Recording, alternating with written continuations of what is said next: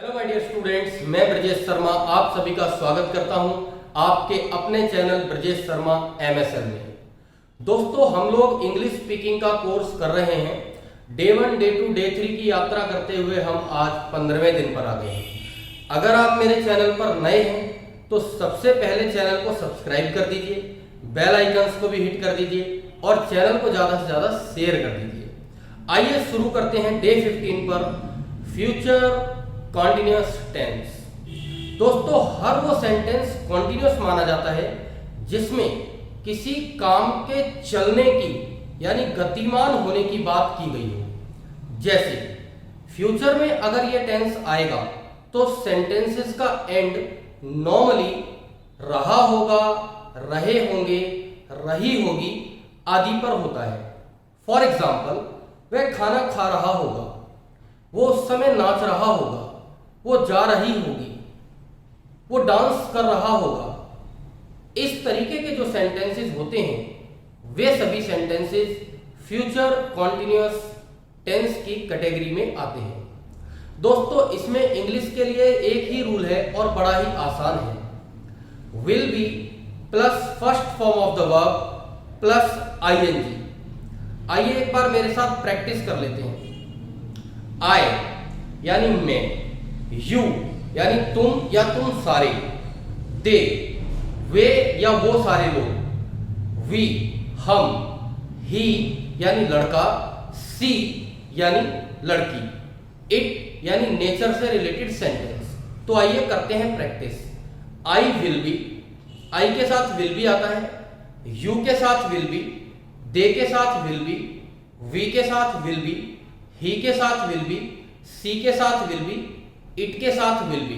यानी नेचर से रिलेटेड जो सेंटेंस होंगे उनमें हम इट का प्रयोग करेंगे और अगर निर्जीव चीजों के लिए हम यह का संबोधन करेंगे तो उसके लिए भी हम इट का प्रयोग करेंगे। जैसे it is a chair, it's a marker, it's a board, it's a fan, it's a tubelight, इस तरीके से। तो दोस्तों, आइए कुछ सेंटेंसेस बनाते हैं। हमेशा की तरह पहले मैं 6 सेंटेंसेस बनाऊंगा बिल्कुल इजी, और उसके बाद फिर कुछ कॉम्प्रेहेंसिव सेंटेंसेस लेंगे। वीडियो को एंड तक जरूर देखा करें क्योंकि बीच बीच में अच्छे वर्ब्स और बहुत सारी और भी ऐसी सीक्रेट्स हमको इंग्लिश लैंग्वेज के पता चलते हैं जो शायद पहले पता नहीं थे। तो आइए शुरू करते हैं। Day 15 future continuous tense. पहचान रहा होगा, रहे होंगे, रही होगी। जिन वाक्यों के अंत में रहा होगा, रहे होंगे, रहे होंगी आता है उनमें हम यूज करते हैं rule will be plus first form of the verb plus ING. Practice आपने किया ही है। I will be, you will be, they will be, we will be, he will be, she will be, it will be. इसके बाद एक verb ले रहा हूं टू डांस, नाचना या डांस करना। Dance, danced, danced. तो इसका जो फर्स्ट फॉर्म है वो है डांस। कई लोग इसको डांस भी बोलते हैं, आपकी मर्जी है, आप किसी भी तरीके से बोल सकते हैं। फिलहाल मैं नाच रहा होऊंगा, आप देख रहे हैं रहा होऊंगा यानी फ्यूचर में कॉन्टिन्यूटी को शो कर रहा है। मैं की इंग्लिश होती है आई। आई के साथ यूज होगा will be, I will B. First form of the verb है डांस, उसके साथ आएगा आईएनजी। तो ये बनेगा आई विल बी डांसिंग।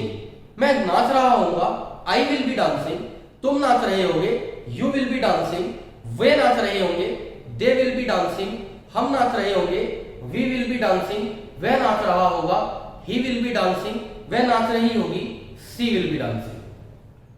तुम नहीं नाच रहे हो। दोस्तों, ये नेगेटिव सेंटेंस है और नेगेटिव सेंटेंस का एक ही रूल है, नॉट हमेशा फर्स्ट हेल्पिंग वर्ब के बाद आता है। अगर किसी स्टूडेंट को कोई प्रॉब्लम है तो डिस्क्रिप्शन में लिंक्स पड़े हुए हैं, वो डे 1 से लेकर के डे 14 तक के वीडियोस देख करके अच्छे से उन पर होल्ड कर सकता है। तुम की इंग्लिश होगी यू, विल। ध्यान दीजिए दीजिएगा यहां पर है विल बी, लेकिन रूल कहता है कि नॉट हमेशा फर्स्ट हेल्पिंग वर्ब के बाद आता है, तो हम नॉट का यूज विल के बाद करेंगे। You will not be dancing. अब सेंटेंस बनता है क्या वे नाच रहे होंगे। ये सेंटेंस स्टार्ट हो रहा है क्या से। जब भी वाक्य क्या से शुरू होता है तो वो फर्स्ट हेल्पिंग वर्ब से स्टार्ट होता है, ये ध्यान में रखना है। तो फर्स्ट हेल्पिंग वर्ब है विल। विल, वे की इंग्लिश होती है दे। विल दे बी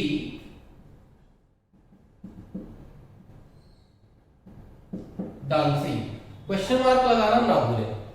दोस्तों आप कुछ इस तरीके से भी समझ सकते हैं कि क्या वाले वाक्य को क्या को हटा दो और ये बनेगा वे नाच रहे होंगे, यानी दे विल बी डांसिंग। आप हाथ हटाओ और विल को बाहर ले आओ तो ये बनेगा विल दे बी डांसिंग। अपने दिमाग में ऐसे सेट कर लीजिए कि क्या वाला सेंटेंस हमेशा फर्स्ट हेल्पिंग वर्ब से ही स्टार्ट किया जाता है। आगे है क्या हम नहीं नाच रहे होंगे।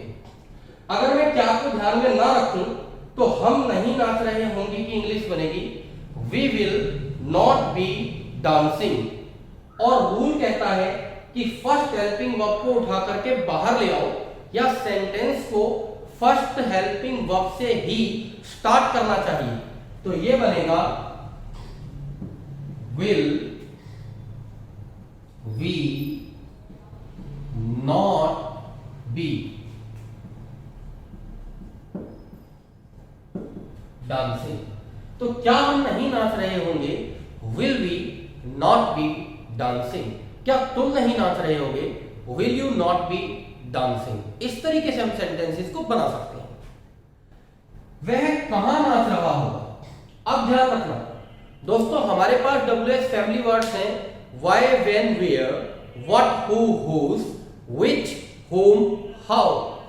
जब भी कभी किसी सेंटेंस के अंदर कोई WH फैमिली वर्ड आता है तो वो सेंटेंस फर्स्ट हेल्पिंग वर्ब से ही स्टार्ट किया जाएगा। और ध्यान ये रखना है कि उस फर्स्ट हेल्पिंग वर्ब से भी पहले हम लगाएंगे WH फैमिली वर्ड जिससे क्वेश्चन बनता है। ध्यान दीजिए कैसे। वह कहां नाच रहा होगा, अगर मैं इसको हेल्पिंग वर्ब से स्टार्ट करूं तो ये बनेगा विल ही बी डांसिंग। अब ध्यान ये रखना है कि सेंटेंस में आ रहा है कहां, और कहां की इंग्लिश होती है वेयर। ये WH फैमिली वर्ड है, ये इससे भी पहले यूज होगा। तो ये बनेगा where will he be dancing. WH family word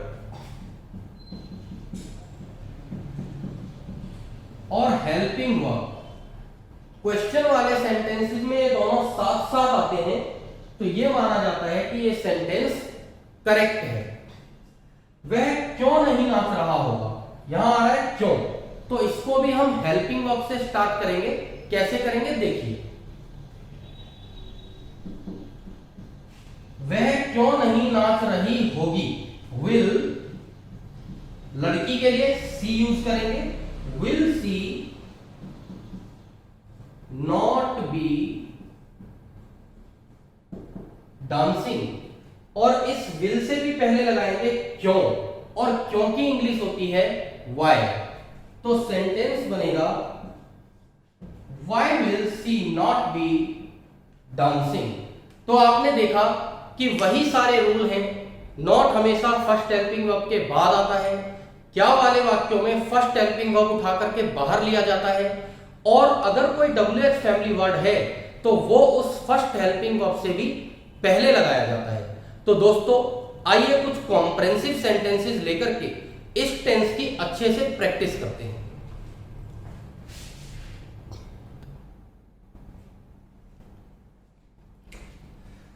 आइए कुछ और सेंटेंसेस देखते हैं। हम इस महीने के अंत में परीक्षा दे रहे होंगे, दोस्तों ध्यान ये रखना कि हिंदी में बोलते हैं दे रहे होंगे, लेकिन अंग्रेजी में लगता है टेक एग्जामिनेशंस। तो इसकी वर्ब होती है टू टेक एग्जाम्स या फिर टू टेक एग्जामिनेशंस। आप देख रहे हैं दे रहे होंगे यानी फ्यूचर कंटिन्यूअस। तो इजीली सेंटेंस बनेगा we will be taking exams, हम एग्जाम्स दे रहे होंगे। At the end of this month, इस महीने के अंत में। तो पूरा सेंटेंस बनता है हम इस महीने के अंत में परीक्षा दे रहे होंगे। We will be taking exams at the end of this month. तुम दीपावली मना रहे होगे। मनाना या खुशियां मनाना या सेलिब्रेट करना, इंग्लिश होती है टू सेलिब्रेट। तो इंग्लिश इसकी बनेगी तुम दीपावली मना रहे होगे, you will be celebrating Diwali. मैं गाना नहीं गा रहा हूंगा, to sing a song. Not हमेशा फर्स्ट हेल्पिंग वर्ब के बाद आता है। I will not be singing a song, मैं गाना नहीं गा रहा हूंगा। वे आपस में नहीं लड़ रहे होंगे, लड़ने की वर्ब होती है to fight. They will not be fighting with each other. दोस्तों ध्यान रखना कि नॉट हमेशा फर्स्ट हेल्पिंग वर्ब के बाद आता है।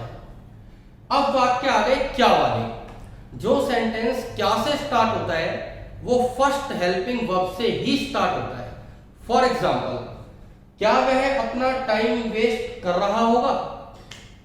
Will he be wasting his time, will he be wasting his time. Question mark लगाना ना भूलें। क्या वह अगले वर्ष आईएएस की तैयारी नहीं कर रही होगी? ध्यान देना, इंट्रोगेटिव भी है और नॉट भी है। Will she not B preparing for IAS exams next year? किसी भी एग्जाम की तैयारी करने के लिए हम प्रिपेयर वर्ड का यूज करते हैं। To prepare SSC exams, to prepare CGL exams, to prepare CBSE board exams, to prepare IAS exams. आगे देखते हैं, तुम रात को क्या कर रहे होगे? वह होती है टू डू, करना, डू डिड डन। तुम रात को क्या कर रहे होगे, क्या सेंटेंस के अंदर आया है, और जब सेंटेंस के अंदर क्या आता है तो ऐसी कंडीशन में वो WH फैमिली वर्ड का सेंटेंस बन जाता है। तो इसकी इंग्लिश होती है व्हाट। तो सेंटेंस कैसे बनेगा? What will you be doing at night. ध्यान रखना दोस्तों, नाइट के साथ हमेशा प्रेपोजिशन एट यूज होता है, इन यूज नहीं होता। ये दिमाग में सेट करना है हमेशा के लिए। What will you be doing at night. आप देख रहे हैं कि WH फैमिली वर्ड और हेल्पिंग वर्ब दोनों साथ है, इसका मतलब है सेंटेंस करेक्ट है। आगे देखते हैं, वह कहां जा रही होगी। वह कहां जा रही होगी, जा रही होगी और कहां भी आ गया। Where will she be going? आप देख रहे हैं where और will दोनों साथ हैं यानी सेंटेंस करेक्ट है। वे खाना क्यों नहीं खा रहे होंगे? भाई कई शादी ब्याह का घर होता है, फूफा जी नाराज हो जाते हैं, फूफा जी खाना क्यों नहीं खा रहे होंगे, वे खाना क्यों नहीं खा रहे होंगे। ऐसा सेंटेंस कई बार बोलना पड़ता है, तो कैसे बनेगा? Why will they not be eating the food? Why will they not be eating the food? Why और will दोनों साथ है। अब हम बात करेंगे, एक सेंटेंस लेते हैं इट का। मैंने आपको बताया जब भी नेचर का सेंटेंस हो या निर्जीव वस्तुओं के लिए यह का प्रयोग किया जाए तो वो सेंटेंस इट से स्टार्ट होता है। फॉर एग्जाम्पल, शाम को बारिश हो रही होगी, तो सेंटेंस स्टार्ट होगा it will B raining in the evening. Evening के साथ इन द आता है, जबकि नाइट के साथ हमेशा एट आता है। वह तुम्हारा इंतजार कर रहा होगा, he will be waiting for you, he will be waiting for you। ओले कहां पड़ रहे होंगे? ओले पड़ने की इंग्लिश होती है to hail. where will it be hailing? तो आप देख रहे हैं कि where और will साथ आ गया, तो ये सेंटेंस करेक्ट है। और क्योंकि ये नेचर का सेंटेंस है, ओले पड़ना, बारिश होना, फॉग आना, धुंध हो जाना, इस तरीके की आंधी आना, इस तरह के सभी सेंटेंसेस नेचर के सेंटेंस होते हैं और ये इट से स्टार्ट होते हैं। तो अब ये सेंटेंस बनता है where will it be hailing. तो दोस्तों बने रहिए मेरे साथ, आशा करता हूं कि आपने अच्छे से इसको सीखा होगा। ज्यादा से ज्यादा चैनल को शेयर कर दीजिए। Thank you very much. जय श्री कृष्ण।